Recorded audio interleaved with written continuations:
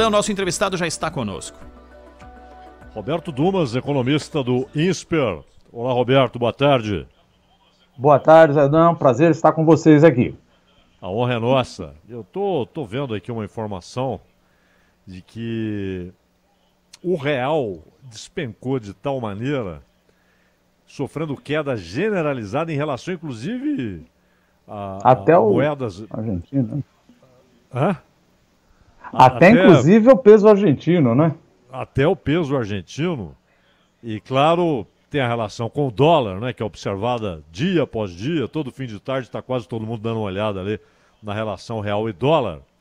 Mas o fato é que muita gente já está cravando que, de novo, a moeda americana pode passar dos R$6 e há essa desvalorização em relação a 61 principais parceiros comerciais do Brasil. Quer dizer, há uma média ponderada das taxas e, de acordo com a sua importância na economia brasileira, mostra que o real, em relação a esse pacote de 61 principais parceiros comerciais, o real se desvaloriza 24,5% neste ano até aqui.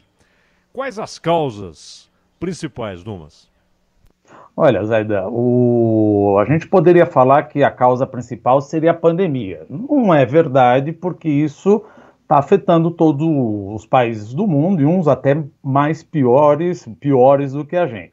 Então, se a gente dizer quais seriam as causas, nós estamos praticamente numa tempestade perfeita, infelizmente. Primeiro, tem um problema que é o meu risco fiscal. O que é meu risco fiscal? Existe um interesse legítimo e ótimo do governo aprovar a renda cidadã, renda família, renda Brasil, cada hora muda o nome, sem furar o teto de gastos.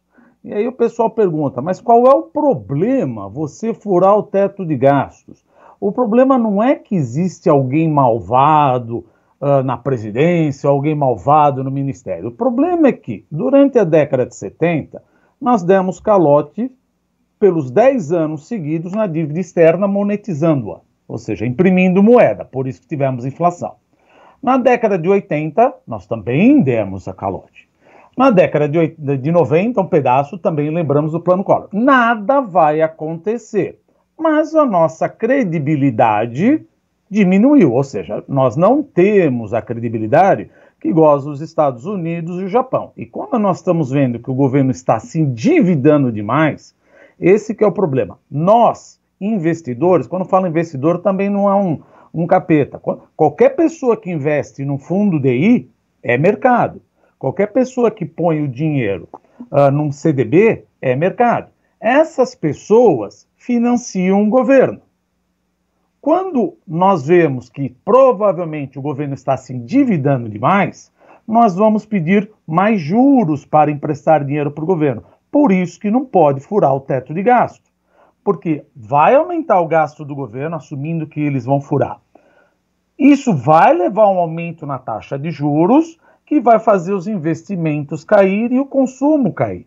Não é simplesmente não vamos furar o teto. Nós não temos mais credibilidade como dados os problemas que nós fizemos na década de 70 e 80. Então, esse é um principal problema. Se nós vamos furar o teto de gastos e vamos continuar com esse orçamento de guerra, pelo menos em relação à renda cidadã, não parece que o mercado não está disposto a aceitar isso. Tirar a renda cidadã do teto de gastos. Vide as discussões entre o Marinho e o Guedes, isso assustou um pouquinho e continua dando mais problemas. Outro problema, nós exportamos principalmente para a China, para a União Europeia, para os Estados Unidos e para a Argentina. A União Europeia, qual é o problema? Não estou dizendo que eles estão certos ou que eles estão errados. O problema é a narrativa. Eles usam isso como desculpas. Usam o nosso problema de meio ambiente. Veja, exportação é um motor de crescimento do Brasil. Então, existe um risco de, no ano que vem, ou já daqui a pouco, a União Europeia querer colocar tarifas em cima da nossa exportação por a narrativa de problemas de meio ambiente. Então, olha só, estou com risco fiscal, risco ambiental, e aí você junta também o problema da China. Quer dizer, a China não tem problema, mas a China é o meu principal parceiro comercial, para quem a gente mais exporta. Veja, sem juízo de valor, mas Donald Trump já disse que não quer aceitar a tecnologia da 5G da Huawei.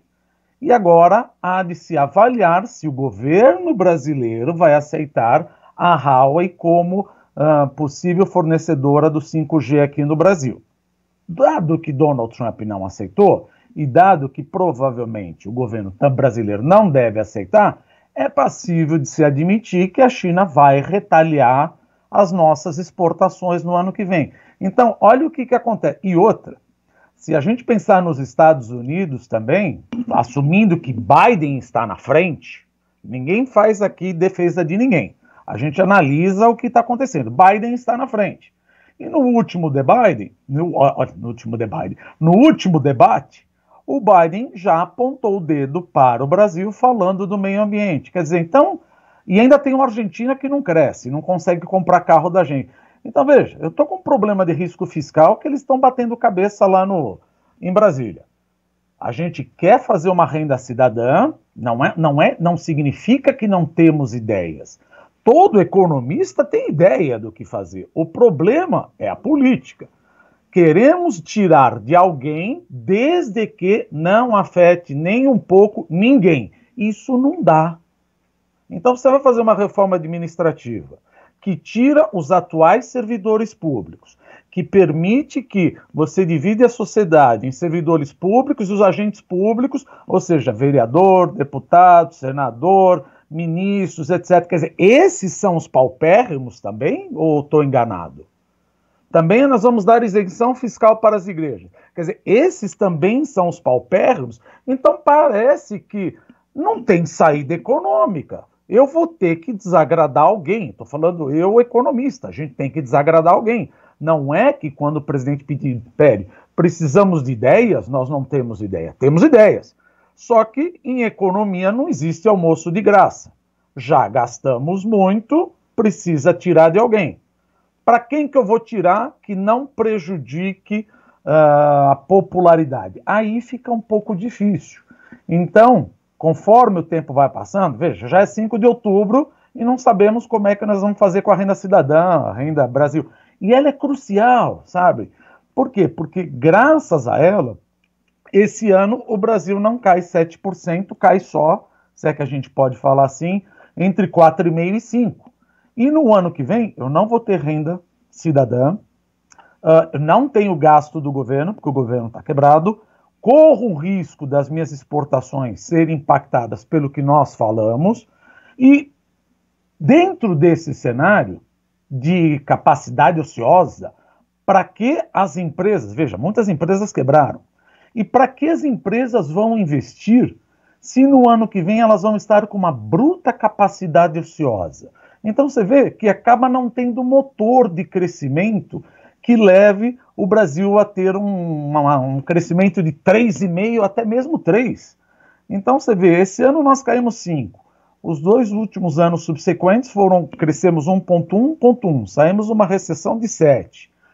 Para o ano que vem, provavelmente crescer 2%.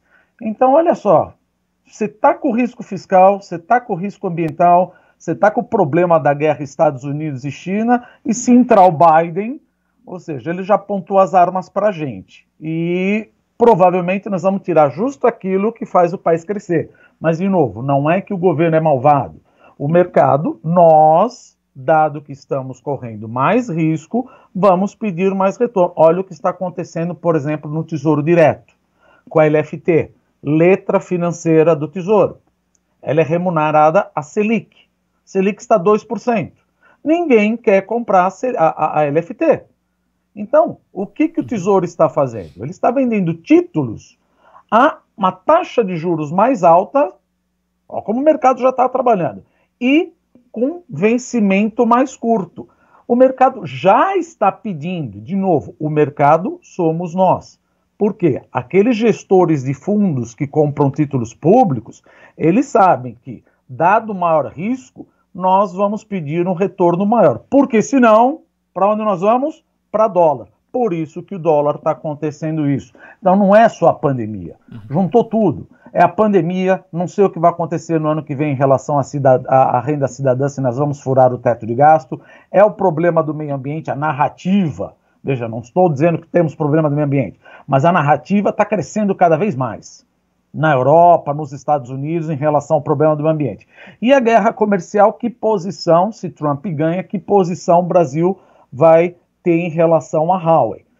Porque quer queira, quer não, pelo bem ou pelo mal, a China é meu maior comprador. Então, o mercado está receoso com, primeiro, o risco fiscal, segundo, qual é o motor do meu crescimento para 2021, depois que a gente despencar 5,5%.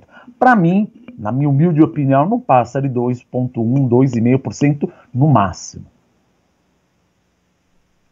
O Roberto, aliás, tem um ouvinte aqui, o Antônio Oliveira, perguntando se você é descendente do Alexandre Dumas, né? Herdou o talento só, né, Roberto? Não, imagina, que é isso. Mas olha, você citou o peso argentino, e eu vejo aqui também que além desses 10% de desvalorização em relação ao peso, quer dizer, o peso se valorizou, embora continue valendo muito menos que o real, é claro, em relação ao peso mexicano, 23,20. E aquele negócio, eu acho, por exemplo, se você fosse um investidor internacional, você emprestaria para a Argentina de novo deu um calote interno, né, para os credores internos, tem uma relação difícil com credores internacionais, não tem dólares, precisa desesperadamente de dólares, então é claro que é cada vez maior o nível de exigência de quem empresta, que é juros mais altos, prazos mais curtos, etc. Por que mesmo assim, com os problemas no México e na Argentina, as moedas desses países se valorizaram em relação ao real? Veja, Zaida, o problema da Argentina é muito pior do Brasil. É óbvio que ninguém emprestaria porque eles estão num calote seletivo. Só que o estudo que você está citando, que é óbvio aqui, ele está analisando o que aconteceu com as moedas em 2020. Ou seja, o peso argentino desvalorizou muito mais, se eu computar aqui 4 ou 3 anos, muito mais que o real brasileiro. Só que como nós falamos, olha, ele já desvalorizou tanto em 2018, 2019, foi mais de 100%. Que agora chegou 2020, eles resolveram, ou seja, é o que eles chamaram. Às vezes dá um overshooting, você desvaloriza demais e acaba apreciando. Não quer dizer necessariamente, aliás, certamente não quer dizer isso, que a Argentina está melhor que a gente. Mas é que para o ano de 2020, dado que ela já depreciou demais a sua moeda, reverteram um pouquinho. Mas isso, cuidado, nós estamos tirando uma foto do que aconteceu em 2020. O fato do peso argentino não estar tão ruim como o Brasil em 2020 é porque ele piorou muito em 2018, 2019 e aquela coisa do tipo, puxa, já depreciou mais de 100%, eu acho que já está bom. Então, o bacana seria olhar o que aconteceu com essas moedas, pelo menos uns 2 a 3 anos. Aí você tomaria uma ideia mais clara. Mas aqui o estudo mostra, olha, o que aconteceu em 2020. Só que em 2020 nós somos afetados em tudo e frontalmente. Quer dizer, nós pegamos esses 3 problemas, tudo em 2020. A Argentina não, a Argentina já apanhou. O que quer dizer? Então, 2020 chegou a hora do Brasil tomar umas pancadas do mercado internacional. Quando a gente fala mercado internacional, de novo, somos nós também. Porque quem desvaloriza o câmbio, geralmente é a população. Quando a vovó, a mãe, o tio fala, vai comprar dólar ou manda dólar, isso já é um ataque especulativo e leva a moeda a depreciar.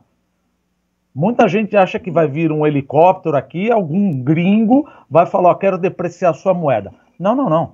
Quando eu estou vendo que os títulos do governo não pagam o suficiente para cobrar meu risco, muita gente acaba indo para onde? Olha, parece que está uma bagunça. Estão batendo cabeça. Então, como está todo mundo comprando dólar, a profecia se autorrealiza. O brasileiro vai para dólar também, assim como os argentinos. Então, repetindo, de jeito nenhum o argentino está melhor, e nem o México. Mas essas moedas já apanharam o suficiente nos 2 anos passados. E agora, ou seja, o Brasil entrou, infelizmente, em 2020 numa tempestade perfeita. Quer dizer, todo mundo estava com pandemia. Porque geralmente eles falam, é a pandemia? Não. Quer dizer, mas não só. Estou com risco fiscal, risco ambiental, crise. Aí você fala, mas o que eu tenho a ver com a China e Estados Unidos? Como eu te disse, a China é meu maior parceiro. E por bem ou por mal, agora está uma discussão se devemos confiar, vai vender, não vai vender. Veja, eu estou exportando. E, de novo, sem juízo de valor, se essa retórica, se essa narrativa crescer de querer evitar investimentos chineses, é óbvio que a China vai retalhar. Assim como ela retalha todo mundo. Ou seja, mas ela não vai comprar de mim. Sim, ela compra da Argentina, ela pode comprar da Austrália, ela vai comprar da Irlanda. E outra, hein? Ela compra dos Estados Unidos, agrícola. Então, muito cuidado que a gente fala. Qual é a posição que nós vamos tomar? Não quero a China aqui. Tá bom, mas ela vai comprar agribusiness dos Estados Unidos. Então, Trump, ele é super claro. America first. Não é all American. Ele fala, os Estados Unidos primeiro. Então é importante que o Brasil também tenha um viés do tipo, Brasil primeiro. Porque se eu me ligo a um determinado país, existe um sério risco de lá na frente eles se acertarem e eu aqui embaixo falo, puxa vida, é aquela coisa, você se meteu na briga, agora está sozinho. E o comportamento de Trump é óbvio que ele vai querer ir atrás do dinheiro. Se a China continuar ou aumentar as compras, ele vai diminuir o tom das rusgas que ele tem com a China. E se nós ficarmos fortemente de um lado, existe um risco de eu ter uma retaliação. Agora, de novo, é importante que nós, analistas, façamos essas análises sem coração. Ah, mas você concorda, não concorda? Não importa o que a gente acha. O que importa é o que está se desenhando no cenário. A nossa opinião, se isso é bom, isso é uma conversa, como eu sempre digo, isso é uma conversa para happy hour. A gente precisa analisar e, dado que pode acontecer muitas coisas, só que a economia, como a gente diz, é uma ciência social. Todos os cenários podem acontecer, só que nós alocamos probabilidades. Esse cenário, para mim, é o mais provável. Estou apostando, gosto, não cabe aqui gostar ou não. Cabe mostrar, olha, aparentemente esse é o cenário mais provável. Então, já até eventualmente antecipando, será que o real vai cruzar os 6? Pergunta e a resposta. Claro, como todo economista sempre dá aquela, não dá para saber. Mas, dado que o real depreciou pelo problema fiscal, pelo problema ambiental e pela guerra comercial, Estados Unidos e China, se eu não endereçar esses 3, qual o motivo para ele voltar para 5 ou 4? Roberto, andei lendo alguns economistas analisando exatamente essa situação, quando saiu esse dado a respeito da moeda mais desvalorizada, e alguns falavam a respeito de, se tivesse que acontecer, que tivesse acontecido neste momento, uma pressão, pelo menos no curto prazo, um problema que seria a pressão inflacionária, aumento de preço de alimentos ou coisa do tipo, mas no médio e longo prazo não seria o pior dos males. De tudo que a gente está sofrendo com o advento da pandemia, essa oscilação no preço da moeda, no valor da moeda, é o pior dos males? Não é que é o pior dos males, isso é o reflexo do que está acontecendo. Veja, quando o cenário internacional, ou nós investidores, quando eu digo investidor não quer dizer 100 milhões, você botou R$100 no fundo do DI, você é um investidor, tá? Você está protegendo o seu patrimônio líquido. Se você não está contente com remuneração que, por exemplo, ou a poupança, o fundo DI, alguma coisa está te pagando, você tenta num título público. Se não gostou, para onde você vai? Você acaba indo para dólar. Então, eventualmente, a gente pode dizer que o Brasil está correndo o risco de entrar no que a gente chama dominância fiscal. O que quer dizer isso? A política fiscal acaba dominando a política monetária. Por incrível que pareça, veja as declarações do Roberto Campos. Ele fala, a Selic está onde deve estar, desde que não furemos o teto de gasto. Porque se eu furar o teto de gasto, aí vai ter uma corrida do dinheiro para dólar. Se tiver uma corrida de dinheiro para dólar, que está mostrando um risco maior, isso vai desencadear um aumento do IGPM, ou seja, vai bater no IPA, índice de preço atacado, que nem aconteceu agora. Vai bater no IGPM e o governo vai ter que subir juros em meio à recessão. Então, olha o problema. Então, não é que é o problema. O dólar é o termômetro e os juros, a curva de juros, são os termômetros que o mercado sinaliza como é que estão esses 3 problemas que nós mencionamos. Esse não é o problema. Simplesmente, olha, a tua temperatura está 38,5. E tem que endereçar as causas dessa febre. A febre não vai baixar se você não endereçar alguma coisa aí, desses 3 pontos que a gente está vendo. Que é o risco fiscal, o meio ambiente. Não quero dizer que a gente tem que parar de queimar, ou se está queimando. Não sei. O problema é, eles arranjaram o caminho das pedras e atacar o Brasil. Ah, mas você concorda ou não concorda? Não sei, mas se eles espalharem isso, veja, a gente sempre fala uma coisa, o que é certo, óbvio. Quando o Macron começou a atacar o Brasil, veja, eu não estou dizendo que está acontecendo essas queimadas ou não, eu não analisei, tá? Primeiro, o Macron foi lá e mostrou uma foto de 5 anos atrás, da Amazônia, já errou. Segundo, ele falou que a Amazônia era o pulmão do Brasil, errou de novo. Só que nesse momento, era exatamente a hora do governo parar e responder com a cabeça fria. Não com o intestino, falar, pois é, mas aqui é uma loucura, isso é interesse de ONG. Calma, ele está errado. Não saia gritando. É isso que eles querem, que a gente saia gritando cada vez mais. Agora, você não pode, não estou dizendo que é verdade ou não, você não pode ir na ONG, ou melhor, na ONU, e falar que é o índio que está tocando fogo na Amazônia. É verdade ou não é? Não estou perguntando se é, mas é justamente isso que ninguém quer ouvir. Ah, mas eu vou falar a verdade. Não é o lugar, não é o momento, os olhos estão vendo. Ou seja, você tem que provar tudo isso no meio de um discurso inicial. Ou seja, monte um. Agora, está demorando cada vez mais. E a gente responde, como a gente diz em inglês, com os guts, com o estômago. Não pode responder com o estômago. Para a bola e vamos explicar o que está acontecendo. Estamos queimando? Estamos. Esse é o plano para não queimar mais. E para de ficar brigando. Porque é isso que eles querem. Quanto mais a gente briga, mais atenção tem. Aliás, isso é óbvio, né? Porque qualquer briga, todo mundo para ver. Agora, explicação é chata, cansa, ninguém tem vontade de ver. Agora, você gritando, isso dá mais Twitter. Isso dá mais Twitter do outro lado. Olha como o presidente respondeu, olha como respondeu. Então, acalma um pouco o coração e vamos responder diplomaticamente. Ah, mas a gente sabe. Mas não vai cair no nível que é justamente o que eles pedem. É um interesse. Gente, não precisa ir longe. O acordo Mercosul e União Europeia, ele precisa ser ratificado pelos 28 países que fazem parte da União Europeia. Quais são os principais países que não querem ratificar? Por incrível que pareça.